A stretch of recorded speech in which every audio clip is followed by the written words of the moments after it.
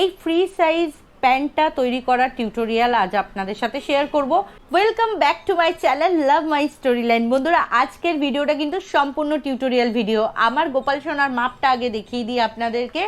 যারা আমার পুরনো সাবস্ক্রাইবার তারা তো জানেন আমার লাড্ডু গোপালের মাপ, কিন্তু যারা নতুন দেখছেন দেখুন আমার 9 ইঞ্চি লাড্ডু গোপাল। আর 9 ইঞ্চি লাড্ডু গোপালের জন্য আজকে বিউটিফুল টিউটোরিয়াল দেখাবো।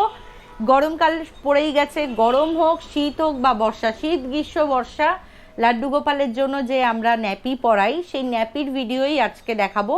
পিওর কটনের ন্যাপি আর ফ্রি সাইজ ন্যাপি। দেখতেই পাচ্ছেন কত সুন্দর কিন্তু আমার লাড্ডু গোপালের কোমরেও ফিট হয়েছে। যেহেতু এটা ফ্রি সাইজ দড়ি সিস্টেম, তাই জন্য এটাকে আপনি আপনার পছন্দ অনুযায়ী কিন্তু টাইট ফিট করেও বাঁধতে পারেন, কমফোর্টেবল ওয়াইজ আপনি লুজ করেও রাখতে পারেন।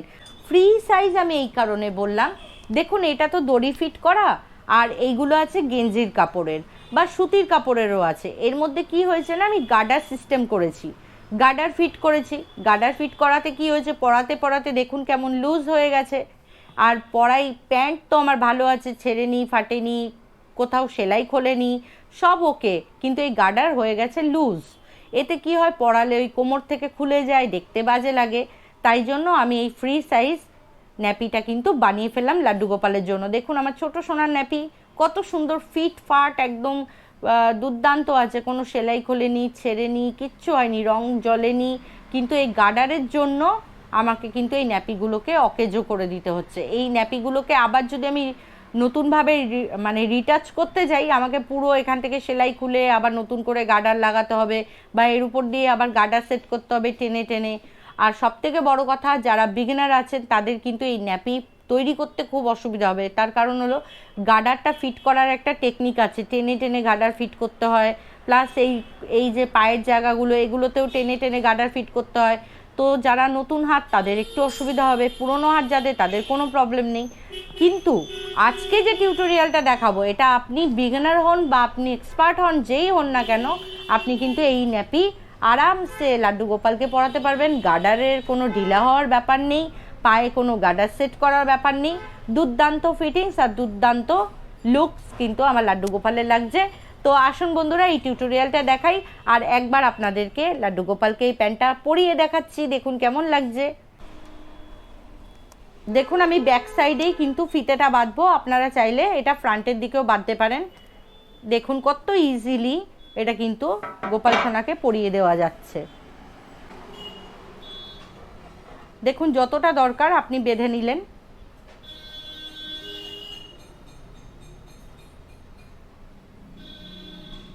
বাঁধা হয়ে গেল, এবার আপনি এটাকে ইনসাইডে করে দিলেন বা আপনার পছন্দ অনুযায়ী আপনি বাইরে রেখে দিলেন, যেটা কমফোর্টেবল হবে। দেখুন আমার লাড্ডু গোপালের কি সুন্দর ফিট হয়েছে। এটা আমি যেমন খুশি তেমন এটা টাইট করতে পারি, কিন্তু যেমন দরকার হবে।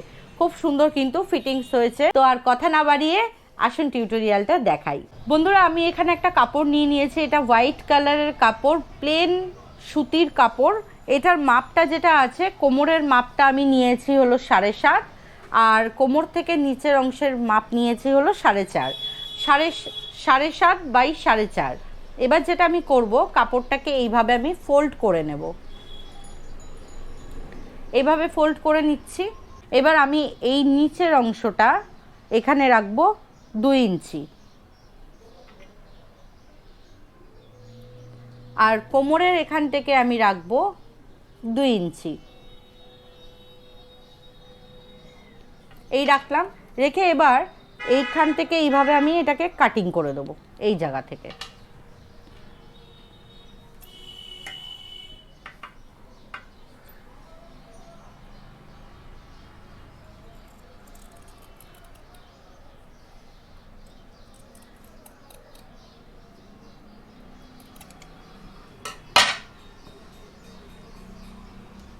কাটিং হয়ে গেছে, দেখুন এরকম শেপ আসছে।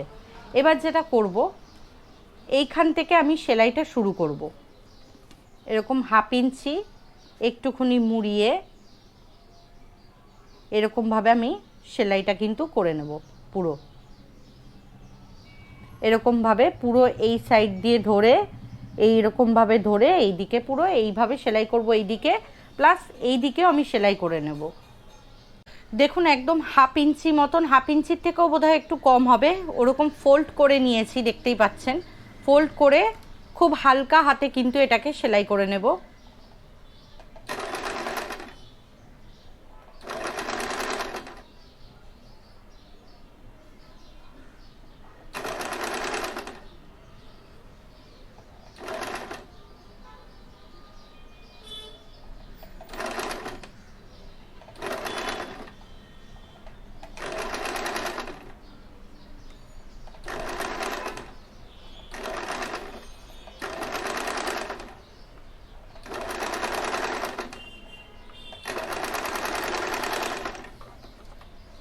এরকমভাবে আমি এই সাইডেও কিন্তু সেলাই করে নিয়েছি, দুদিক সেলাই হয়ে গেছে। এইবার যেটা করব, এটাকে এরকমভাবে উল্টো দিক করব। উল্টো দিক করে এই দুটো সাইড একদম অল্প একটু জয়েন্ট করে দেব।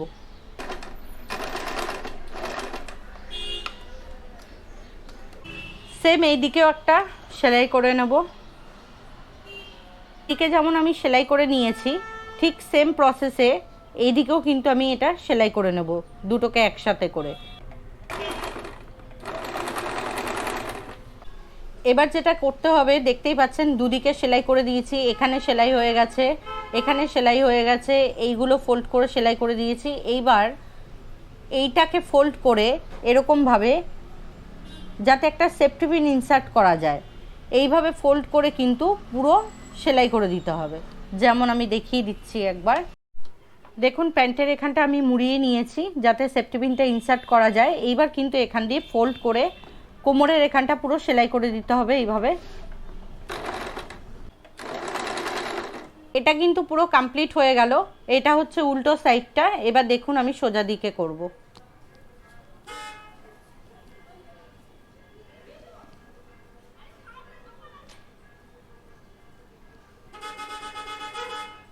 হয়ে গেল। এবার আপনারা যে কোনো একটা দিক, এটা ফ্রন্টে রাখুন বা এটা ফ্রন্টে রাখুন। আপনারা দেখেছেন আমি ফিতেটা পেছন দিকেই বেঁধেছি, আমার বাঁধতে সুবিধা হয় বলে। আপনারা আপনাদের পছন্দ অনুযায়ী সামনের দিক বা ব্যাক সাইডে বাঁধতে পারেন। আমি এবার এটাকে একদম মাঝ বরাবর কেটে নিচ্ছি। দেখবেন সেলাইটা যাতে কেটে না যায়, জাস্ট এরকম একটা কাট করে নিলাম। এবার যেটা আমি করব, এরকম আমি একটা ফিতে বানিয়ে নিয়েছি কুরুশের মাধ্যমে সাদা সুতো দিয়ে। আপনারা কোনো দড়িও ভরতে পারেন, কাপড় কেটেও ভরতে পারেন, যেটা ইচ্ছে, যেটা কমফর্টেবল হবে সেটা দিয়ে আপনারা এর মধ্যে ইনসার্ট করে নেবেন।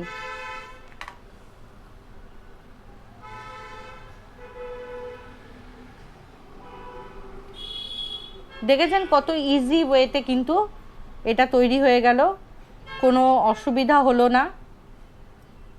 আর ফ্রি সাইজ আগেই বলেছি।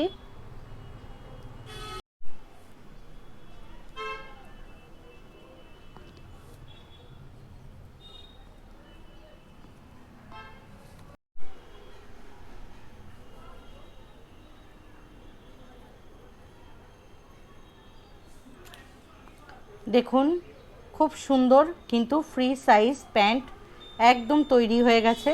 আপনাদের বন্ধুরা কেমন লাগলো এই প্যান্ট তৈরি করার পদ্ধতিটা জানাতে কিন্তু একদম ভুলবেন না। আজকের মতো ভিডিও আমি এখানেই এন্ড করছি। সকলে ভালো থাকবেন। জয় রাধে, হরে কৃষ্ণা।